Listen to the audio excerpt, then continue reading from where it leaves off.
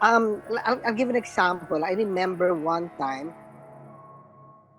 I was suddenly dreaming, and I was in this dark place, this dark big hall or whatever. And then my feeling there, it was an ominous feeling as if there was negative entities or stuff. And then I would raise my hand and light would come out, and stuff. And I would do stuff like that. Yeah. And then there were times that my dreams would stop, and then parang something would tell me something. Okay. Okay, one example was, so I was entering this big place and it was dark, and then right away, in my dream, I put my hand up, and then, parang ready for battle, gano'n. And then, Mm-mm. as if the whole thing was stopped, and a voice told me, ano ka ba naman? Parang, what's this? Gera ka kaagad. Oo. Hindi mo pa alam kung ano nandyan. Oo, And then, oo. parang porque madilim, hindi ibig sabihin negative. Parang Mm, ganyan. mm, It mm. was stuff like that, little by little along the way. And I would wake up, and then my reaction is like, oh, it's a dream. And then, okay, I get it. Then I go back to sleep. Mm. So little by little. Now, throughout those years, since actually around 1990, another story in 2000, I met this very, very gifted lady Ah, from yes, you Bulacan. mentioned her before, oo. From Yes. Bulacan, ano? Oo. Yes, and then she would be guiding me. She used to tell me, I'm a healer, I'm all this stuff, I'm psychic and all that stuff. And I was always in denial.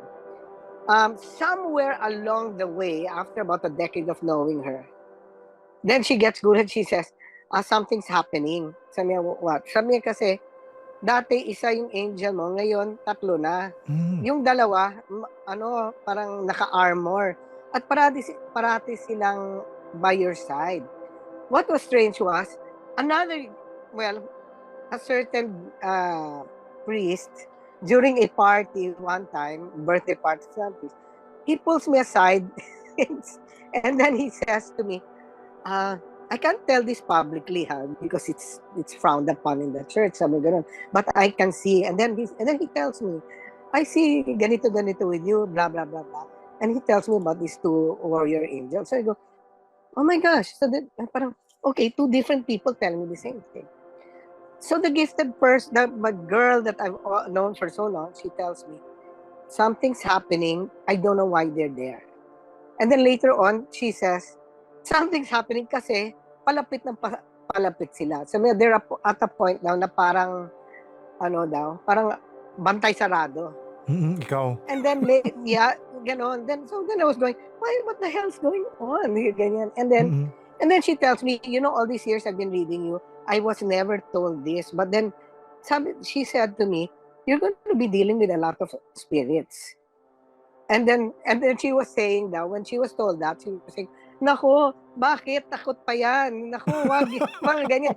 Hindi niya alam 'yan." Oo. Sabi niya, yung mga sinasabi kong psychic at healer and whatever, tinatanggi niya yun pa, gano'n. And then wala, things just started to come. And one time, I remember my first time I had to do a clearing was someone who called asking help from that girl, Okay. asked me to ask help because there were certain manifestations going on in a house, in a certain condo, and there were two people living there aside from their helper, and one of them in the middle of the night encounters some entity and he thinks he's dreaming, but Okay. and he's talking with that entity, arguing, but the other person in the house is witnessing it, couldn't see Okay. the entity.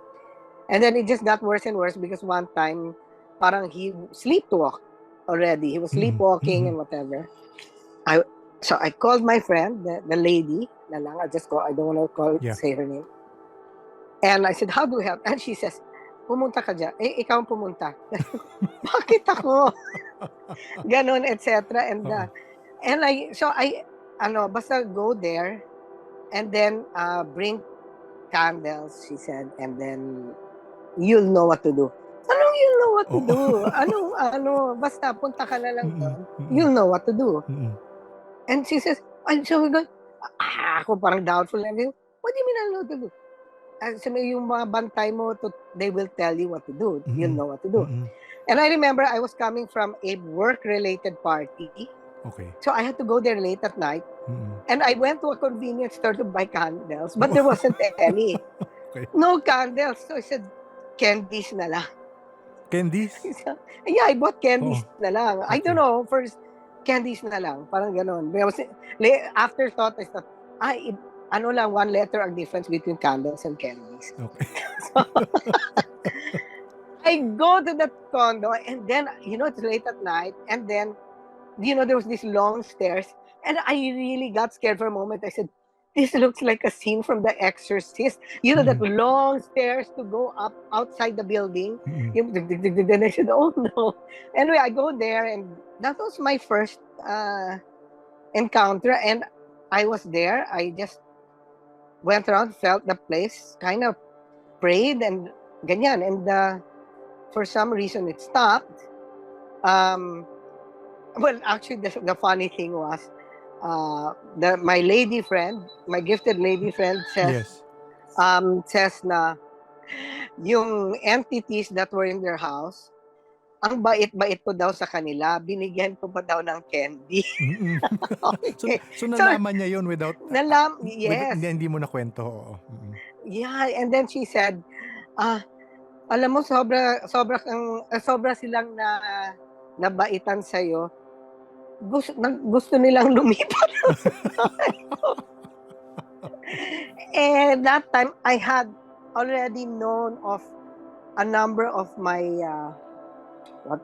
friends, invisible friends. Mm. And so one of them that many of my clients who can see Si him. Red. I don't. Na-mention Yes, mo si last Red. time. Okay. Na-mention mo last time. Oo. Sabi mo okay lang masabi Yes, na yun. okay, yes, Oo. si Red, yeah.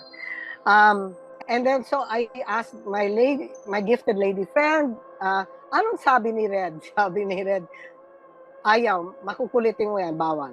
Okay, then sabi ko na, basta si Red ang anong parang mayordomo, the gatekeeper. Oo. The gatekeeper.